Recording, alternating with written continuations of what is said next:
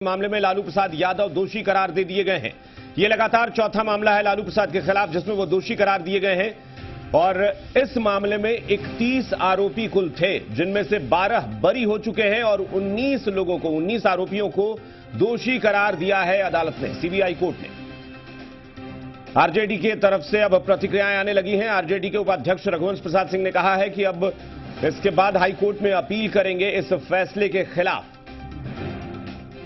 और लालू प्रसाद यादव जो कि रिम्स में इस वक्त एडमिट हैं, वो कोर्ट पहुंचे थे लेकिन अब वापस फिर एक बार रिम्स पहुंच गए हैं लालू प्रसाद यादव। ये तस्वीरें, लालू प्रसाद यादव रिम्स वापस पहुंच चुके हैं कोर्ट से निकलकर।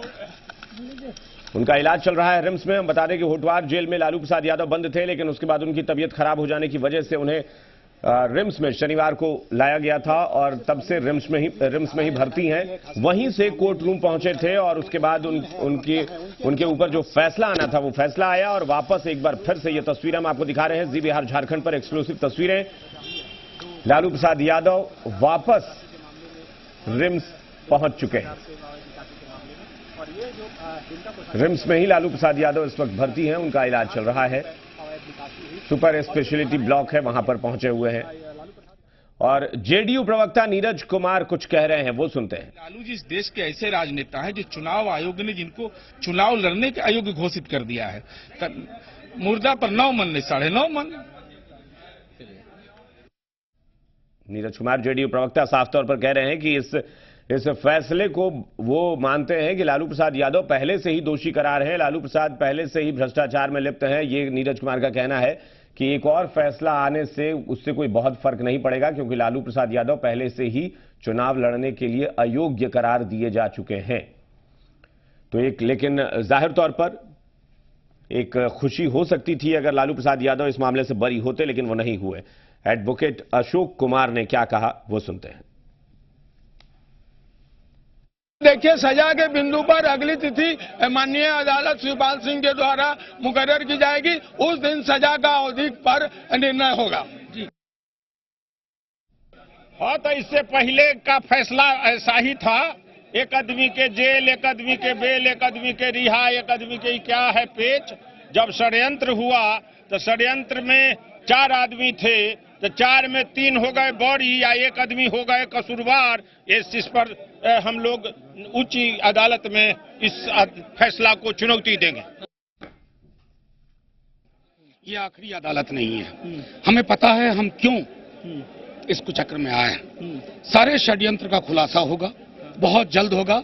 जनता सब समझ रही है और जनता ईवीएम से भी बता देती है और ऊपरी अदालत में हम बेदाग होंगे। कुछ दिन का और इंतजार करिए। लगातार प्रतिक्रियाएं आ रही हैं आरजेडी की तरफ से। कामरान जलीली जी मीडिया संवाददाता इस वक्त मौजूद हैं रांची में, सीबीआई कोर्ट के बाहर वहां मौजूद हैं, वहीं रुख करते हैं। कामरान, चूंकि अब फैसला आ चुका है और उसके बाद प्रतिक्रियाएं भी शुरू हो चुकी हैं। ये चूंकि आरजेडी को सबसे ज्यादा आपत्ति इस बात को लेकर है कि 12 लोग इस मामले में दोष मुक्त करार दिए गए हैं और 19 लोग दोषी करार दिए गए हैं। लेकिन इस वक्त बताएं कि अब कोर्ट रूम में अभी फिलहाल क्या चल रहा है। जी बिल्कुल, कोर्ट की कार्रवाई इस मामले को लेकर फिलहाल अब खत्म हो चुकी है। अब जैसा कि जितने लोगों को दोषी करार दिया गया, उसके बाद जितने लोगों को निर्दोष करार दिया गया है, तो जितने भी लोगों को दोषी करार दिया गया है उनके मामले पर 21, 22 और 23 को सजा के बिंदु पर सुनवाई होगी। और दरअसल आज जैसे अगर कोर्ट के फैसले की बात करें तो सबसे पहले अल्फाबेटिकली वाइज फैसला आना शुरू हो गया, जिसके बाद लालू यादव का नंबर जिस नंबर पे आया, उसके बाद लालू यादव हालांकि सशरीर उपस्थित नहीं थे कोर्ट में, इसकी वजह से उनके फैसले पर फिलहाल होल्ड लगा दिया गया था। लेकिन उसके बाद जैसे ही तमाम जितने भी आरोपी थे जो कोर्ट में मौजूद थे, तमाम लोगों पर फैसला आ गया। उसके बाद जो मौजूद नहीं थे उन पर फैसला आया और लालू यादव उनमें से एक है जिनको साफ तौर पर दोषी करार दिया गया है। हमारे साथ अधिवक्ता प्रभात कुमार है, हम उनसे जानने की कोशिश करते हैं कि आगे का क्या कुछ होगा उनका। सर, दोषी करार दिया जा चुका है इस मामले पर, अब आगे की रणनीति आप लोगों की क्या होगी? कुछ नहीं, अब क्वांटम ऑफ सेंटेंस पर जब आ जाएगा जजमेंट तो उसके बाद हम लोग इसमें हाईकोर्ट मूव करेंगे। सर, बहस की बिंदु पर भी 3 तारीख मुकर्रर की गई है, 21, 22 और 23। तो लालू यादव की किस दिन पर लालू यादव के मामले पर बहस होगी? थर्सडे के दिन होगी, बृहस्पतिवार के। बृहस्पतिवार 6 कोर्ट ने कहा है 6 एक्यूज का एक दिन में सुनेंगे, तो 6 में हम लोग नहीं आएंगे। हम लोग नेक्स्ट डे थर्सडे में हमारा आएगा, तो उस दिन थर्सडे को होगा। तो बिल्कुल थर्सडे का दिन बिल्कुल कामरान फिर कामरान एक बार ये भी पूछ लें कि किन किन धाराओं में लालू प्रसाद यादव को दोषी दोषी करार दिया गया है, क्योंकि अलग अलग धाराएं लगती हैं और उन धाराओं के तहत क्या कोई आरोपी बरी भी हुआ है? जी बिल्कुल, सीधे प्रभात कुमार जो लालू यादव का अध्यक्ष था उनसे ही हम बात करेंगे। सर, लालू यादव को किन किन धाराओं के तहत दोषी करार दिया गया है और अब जो धाराएं हैं, क्या इन धाराओं में किसी और को छोड़ा भी गया है? अब 120 भी, 420, 471, 470 अन्य धाराओं में हुआ है, पीसी एक्ट के तहत हुआ है और उसमें टोटल 12 व्यक्तियों को छोड़ा भी गया है। सर, तो तमाम जितने भी 31 आरोपी थे सब पर एक ही धाराएं चल रही थी, तो आखिर लालू यादव को इस मामले पर दोषी करार दिया गया? अगर वही जगन्नाथ मिश्रा की बात करें तो कई सवाल भी ऐसे उठाए जा रहे हैं कि जगन्नाथ मिश्रा को इन्हीं धाराओं के तहत केस चला और उन्हें बरी कर दिया गया, तो ऐसे में क्या कुछ हुआ? वो तो अब जजमेंट की कॉपी मिलेगी तभी बताया जा सकता है कि किस ग्राउंड पर उन एक्यूजों को छोड़ा गया है। कामरान, चूंकि सजा पर अभी ऐलान बाद में होगा, तो एक बार ये भी पूछ ले कि इन धाराओं के तहत अधिकतम सजा का क्या है प्रावधान? जी बिल्कुल सर, अगर जो धाराओं के तहत दोषी करार दिए हैं लालू यादव, तो जितने भी लोग दोषी करार दिए गए, क्या अधिकतम प्रावधान क्या है कि इन धाराओं के तहत कितनी सजा हो सकती है मैक्सिमम? उसमें मिनिमम 3 इयर्स है और मैक्सिमम अप टू 7 इयर्स है, इसके बीच में होगा। तो बिल्कुल लालू यादव के अध्यक्ष प्रभात कुमार ने भी साफ तौर पर कहा कि जितनी भी धाराएं लोगों पर लगी थी, जितने भी लोग आरोपी बनाए गए, उनमें मिनिमम 3 इयर्स और मैक्सिमम 7 इयर्स का सेंटेंस इन तमाम आरोपियों को हो सकता है। जी कामरान, एक और सवाल, अगर वो आपके साथ मौजूद है प्रभात जी, तो उनसे ये भी पूछ लीजिए कि चूंकि 3 दिन 21, 22 और 23 तारीख तय की गई है इस पर सुनवाई के लिए, तो क्या 23 तारीख को ही सुनवाई के बाद फैसला आ जाएगा या उसके लिए फिर अलग से कोई तारीख तय की जाएगी?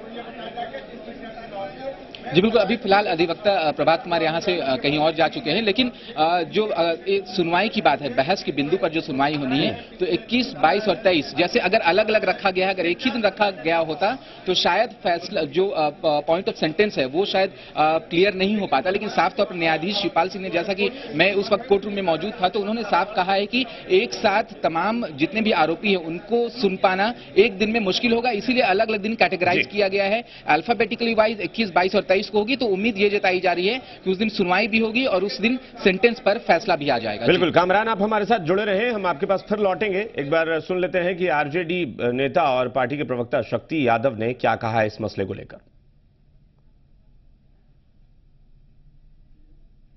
लालू प्रसाद जी को जो दोषी करार दिया गया है चौथी बार, हम निश्चित तौर पर हमें उम्मीद था कि लालू प्रसाद जी को इस बार एक्यूटल मिलेगा, लेकिन चौथी बार निराशा हाथ लगी है। लेकिन मैं आपके माध्यम से मैं जरूर कहना चाहूंगा कि लालू प्रसाद जी के मामले में ये पूरे देश में एक पहला केस है कि सिमिलर मामले में अलग अलग देखा जा रहा है केसों को और अलग अलग सजा मुकर्रर की जा रही है। यह कहीं न कहीं आर्टिकल 20 जो है कॉन्स्टिट्यूशन का, उसका वायलेशन भी है, क्योंकि आर्टिकल 20 साफ कहता है कि एक ही मामले में एक मुर्गी को बार बार हलाल नहीं की जा सकती है। सवाल उठाते हुए शक्ति यादव कि एक ही मामला है, चूंकि चारा घोटाले का ये मामला है और इसको अलग अलग कोषागार को बनाकर कि दुमका कोषागार अलग, देवघर कोषागार अलग, चाईबासा कोषागार अलग, इस पर सवाल उठा रही है आरजेडी। और पार्टी की नेता पूर्व मुख्यमंत्री राबड़ी देवी ने क्या कहा है वो सुनते हैं।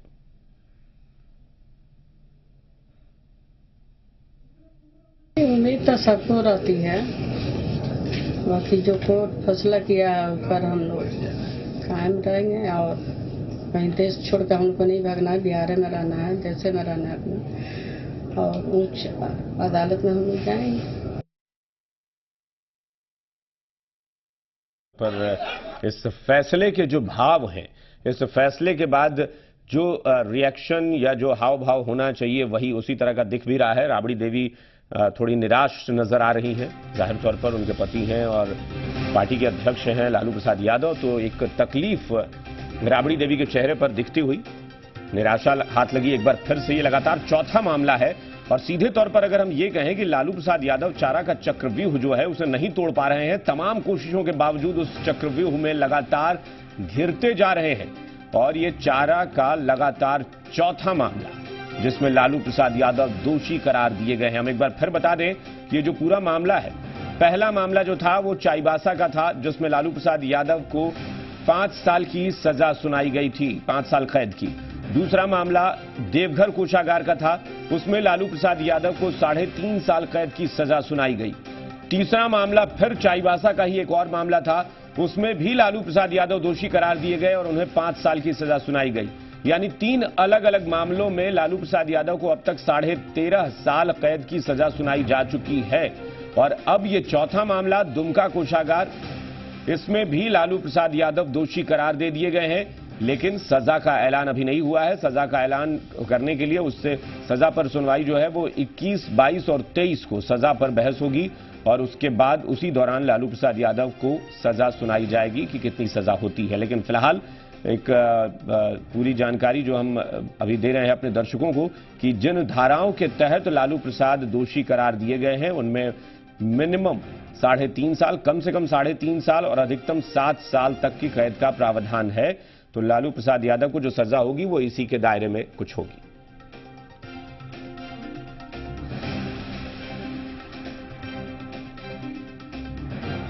तो एक बार फिर से रुख करते हैं कामरान का। कामरान हमारे साथ लगातार सीबीआई कोर्ट के बाहर मौजूद हैं। कामरान, चूंकि 3 मामले हमने अपने दर्शकों को बताए भी हैं कि अब तक 13.5 साल कैद की सजा लालू प्रसाद यादव को सुनाई जा चुकी है। दुमका कोषागार अब ये चौथा मामला है। इससे पहले लगातार दोषी करार दिए गए हैं, लेकिन आपके पास आते हैं उससे पहले तेज प्रताप यादव ने कुछ कहा है, वो सुनते हैं। पिताजी से मिलने भी गए थे तो नहीं, मिलने भी नहीं दिया गया, कुछ समय ही मिलने दिया गया, लेकिन मिलने नहीं दिया गया। वहाँ के डीएसपी ने बोला कि जाइए अब यहाँ से। तो हम कोर्ट का सम्मान करते हैं और उच्च अदालत है, उसमें हम लोग अपना करेंगे। वकील अपने लड़ाई लड़ेगा, लड़ाई तो लड़ रहे हैं। तो जाहिर तौर पर हालांकि लालू प्रसाद यादव दोषी करार दिए गए हैं, इसलिए ये कोर्ट का फैसला है और न्याय प्रक्रिया सबके लिए समान होती है, इसलिए न्याय प्रक्रिया के तहत ये सब कुछ हुआ है। लेकिन एक परिवार के तौर पर जाहिर तौर पर तेज प्रताप यादव या राबड़ी देवी, इन सबके चेहरे देखे जा सकते हैं। सब निराश हैं, उदास हैं इस मामले में, क्योंकि लालू प्रसाद यादव, अब तेज प्रताप यादव ने भी कहा है कि हम लोग कोर्ट का सम्मान करते हैं, ऊपरी अदालत में जाएंगे। तो पिता को लेकर एक चिंता के भाव साफ तौर पर दिखे तेज प्रताप यादव के भी चेहरे पर। और यह होना था क्योंकि एक बड़ा करप्शन का यह मामला था, भ्रष्टाचार के एक बड़े मामले में लालू प्रसाद यादव लगातार एक के बाद एक 4 मामलों में दोषी करार दिए जा चुके हैं। कामरान जलीली हमारे साथ जुड़े हुए हैं। कामरान, हम कह रहे थे कि 3 मामले, चूंकि पहले भी लालू प्रसाद यादव दोषी करार दिए जा चुके थे, पहले चाईबासा में 5 साल की सजा, फिर उसके बाद देवघर मामले में भी 3.5 साल, फिर चाईबासा के एक दूसरे मामले में भी 5 साल। तो ये सब गंभीर मामले हैं और जो धाराएं तब लगी थी वही धाराएं लगभग इस मामले में भी हैं। इसलिए अब चूंकि दोषी करार दिए जा चुके हैं और सजा पर अब सुनवाई होनी है, लग नहीं रहा है कि लालू प्रसाद यादव की मुश्किलें चाहकर भी ये लोग कम कर पा रहे हैं। जी बिल्कुल अभिषेक, लालू यादव की मुश्किलें बिल्कुल भी कम होने का नाम नहीं ले रही हैं। हालांकि जो लगातार फैसले पर संशय बरकरार था पिछले कई दिनों से, 15 तारीख फैसले की तारीख निर्धारित थी, उसके बाद 17 तारीख और फाइनली आज 19 तारीख, और आज फाइनली फैसला आ गया और लालू यादव को दोषी करार दिया जा चुका है। लेकिन सबसे एक इंपॉर्टेंट बात यह है कि फैसला तो निर्धारित कर दिया, फैसला तो सुना दिया गया है, लेकिन कंफ्यूजन इस मामले को लेकर है कि फैसले की बिंदु पर, सजा की बिंदु पर जब सुनवाई होगी तो क्या उसी दिन सेंटेंस हो जाएगा या फिर उसके लिए कोई नई तारीख का ऐलान किया जाएगा। इसके लिए हमारे साथ अधिवक्ता संजय कुमार मौजूद हैं, उनसे हम जानना चाहेंगे। सर, फैसला तो आज आ गया, 3 दिन रखा गया जब सजा की बिंदु पर बहस होगी, तो क्या आखिर किस दिन फैसला निकल कर आएगा कि कितने साल की सजा कौन से आरोपी को हुई है? देखिए, 3 दिन माननीय न्यायालय के द्वारा 3 दिन रखा गया है कि अल्फाबेटिकली के हिसाब से 6-6 करके ब्लॉक में हमने सुनेंगे और सुनने के बाद उसके बाद लास्ट जो सुनेंगे उसका पता चलेगा कि किस तारीख को तय करते हैं, या लास्ट जब होता है उसी दिन सारे लोगों को सुनाते हैं, या उसके अंत दिन सुनाते हैं कि कहते हैं कि फला सेंटेंस के पॉइंट पर हम सुन लिए, लेकिन इसका जो डिसीजन होगा वो किस तारीख को होगा, लास्ट दिन होगा। सर, तो क्या ये भी चांसेस है कि जैसे 6-6 लोगों के सजा की बिंदु पर सुनवाई हुई और वैसे ही फैसला भी लिया जा सकता है, ये भी चांसेस है? नहीं, ये चांसेस चूंकि नहीं है, उम्मीद है, क्योंकि सारे लोग के सुनने के बाद ही सेंटेंस के पार्ट जब कंप्लीट हो जाने के बाद सारे लोग को सुनाया जाएगा कितने किसकी सजा होगी। तो यानी जो 3 तारीख निर्धारित की गई है, 21, 22, 23, उसके बाद इंतजार करना पड़ेगा कि किस तारीख कोर्ट कौन सी तारीख देती है इस मामले पर एग्जैक्ट फैसला के लिए। नहीं, ऐसा है कि हो सकता है कि 23 तारीख भी है, 23 तारीख को भी सारा होकर 23 तारीख चूंकि अंत होता है तो 23 को भी सुना सकता है, माननीय न्यायालय सुना जा सकता है, या 23 को फिर कह सकते हैं कि हम नेक्स्ट डे सुना सकते हैं, ये पता चलेगा 23 तारीख को। तो बिल्कुल 21, 22, 23 जो सजा के बिंदु पर सुनवाई होगी, उसके बाद 23 तारीख को ही ये डिसाइड होगा कि आखिर इस कौन से एक्यूज को कितने साल की सजा हुई है, या फिर 23 तारीख को एक नई तिथि निर्धारित की जाएगी जिस तारीख को सेंटेंस पर फैसला आएगा। जी कामरान, आप हमारे साथ बने रहे लगातार, हम आपके पास फिर अपडेट के लिए आएंगे, लेकिन एक बार फिर से हम पटना का रुख कर लेते हैं। जी मीडिया संवाददाता रजनीश वहां मौजूद हैं, उनके साथ आरजेडी नेता रामानुज जी मौजूद हैं। रजनीश, क्या कह रहे हैं आरजेडी के लोग?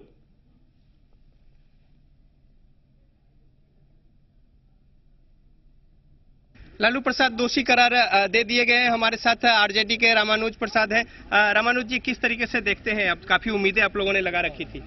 नहीं, हम लोग तो उम्मीद निश्चित तौर पे लगाते रहे हैं पहले से, अभी भी लगा रहे, आगे भी रहेगा कि हाँ साहब न्यायपालिका से न्याय मिलेगा।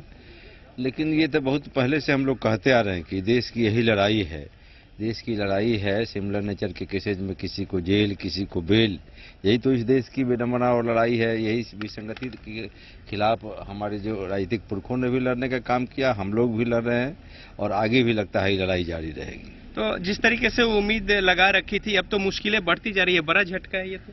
नहीं, झटका क्या, हम लोग ये समझते ही हैं कि जब ये पॉलिटिकल वेंडेटा के तहत है तो सारी तरह से ये होता है। हम लोग तो कह ही रहे हैं कि सभी स्तर पर, आप लोगों ने सुना होगा कि सभी स्तर पर जो माइंडसेट है आरएसएस बीजेपी के, वो काम कर रहा है, सभी इंस्टीट्यूशन को इम्पैक्ट कर रहा है, सभी को अफेक्ट कर रहा है। तो उसका तो आएगा ही, पहले ही से रहा है। इस देश में जो लोग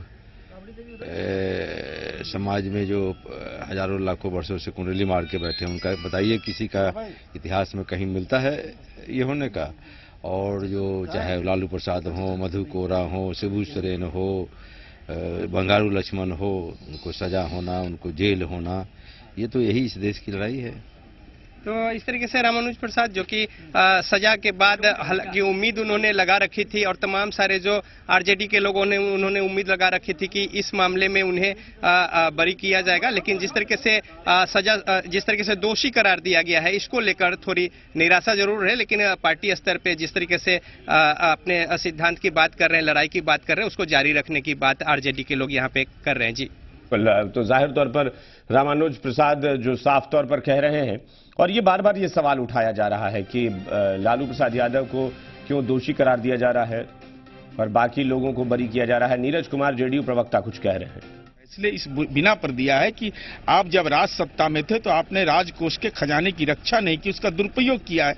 ऐसा नहीं कि कोई सामाजिक न्याय के आंदोलन में जेल गए हैं, कोई सामाजिक न्याय के आंदोलन में तो गए नहीं, तो स्वाभाविक रूप से उसकी परिणति यही होनी थी जो परिणति हुई है। लेकिन आरजेडी के लोगों ने बहुत उम्मीद लगा रखी थी, और जिस तरीके से बरी किए जा रहे थे दूसरे लोग, चाहे जगन्नाथ मिश्रा हो, ध्रुव भगत हो, तो इसको लेकर अरे उम्मीद तो भगवान से करना चाहिए और कर्म के प्रति ईमानदार होना चाहिए। कर्म जब अच्छा रहेगा ना तो ये सब परेशानी आएगा भी तो टल जाता है, लेकिन बार बार झमेला जब आ रहा है तो इसका मतलब कि झंझट है कहीं न कहीं।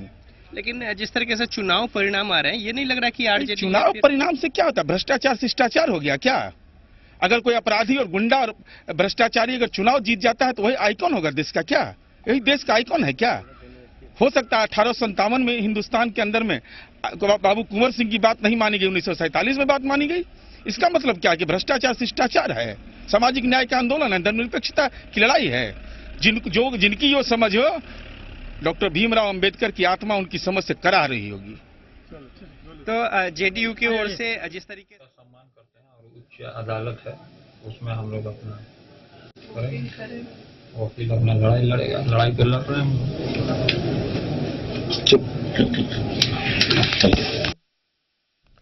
तेज प्रताप यादव कह रहे हैं कि लड़ाई हम लगातार लड़ रहे हैं और ऊपरी अदालत में जाएंगे, लेकिन नीरज कुमार ने इस पर सवाल उठाया कि बार बार आरजेडी के लोग जो कह रहे हैं कि इंसाफ नहीं मिल रहा है और हम उम्मीद लगाए रखते हैं, तो उस पर नीरज कुमार ने तंज कसा। उन्होंने कहा कि उम्मीद भगवान से लगाएं और कर्म अपने अच्छे रखते तो शायद आज ये दिन देखना नहीं पड़ता।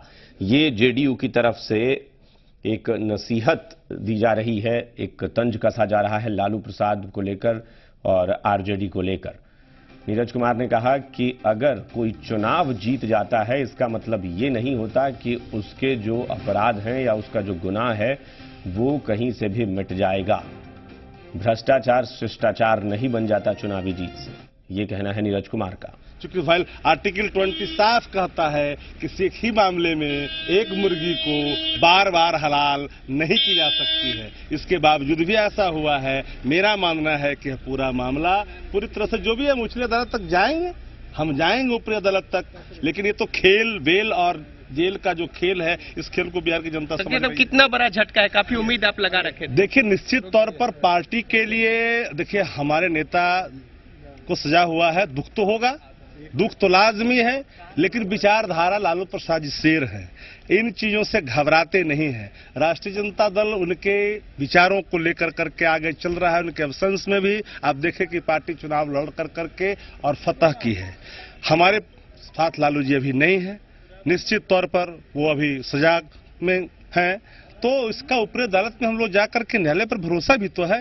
लेकिन एक बात तजुर्बा है कि सिमिलर मामले में अलग अलग केस की सुनवाई कर करके अलग अलग सजा करना, यह आर्टिकल कॉन्स्टिट्यूशन का आर्टिकल 20 का वायलेशन है। तो अदालत पे आप सवाल, अदालत पर हम क्यों सवाल खड़ा करेंगे? अदालत तो वही करती है ना जो अदालत को तो सुप्रीम कोर्ट ने दिया है, डायरेक्शन दिया है, टाइम बॉन्ड के तहत हेयरिंग करना है, सुनना है, वो कर रहा है। तो हाईकोर्ट ने तो बंद कर दिया था। अब हम कहेंगे कि हाईकोर्ट क्यों बंद कर दिया, सुप्रीम कोर्ट क्यों रीओपन किए, कौन है, कौन कौन मामले में किसको उन्होंने एक्विटल पहुंचा दिया, किन किन लोगों को, ये थोड़ी हम कहने के लिए बैठे हैं। चलिए, तो जिस तरीके से इस पूरे मसले को लेकर शक्ति यादव काफी कुछ उम्मीद लगा रखे थे, लेकिन जब दोषी करार दिया गया है, इसको लेकर शक्ति यादव हालांकि थोड़े निराश जरूर है, लेकिन पार्टी लाइन।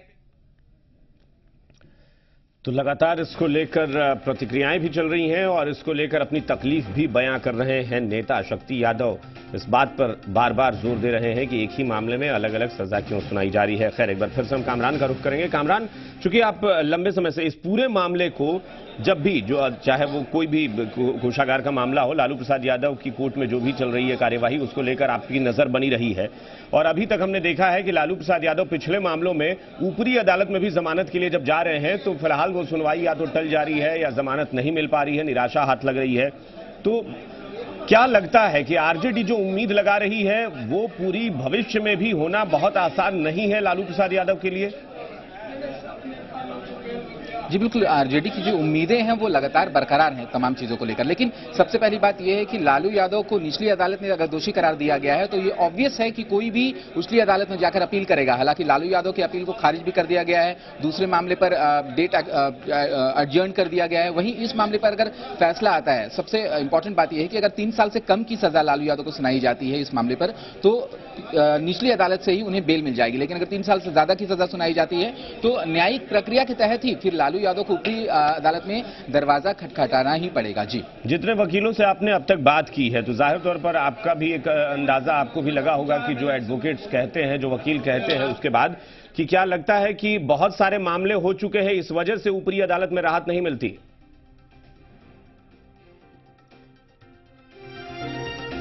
चलिए, आपको रोकेंगे इस वक्त कामरान।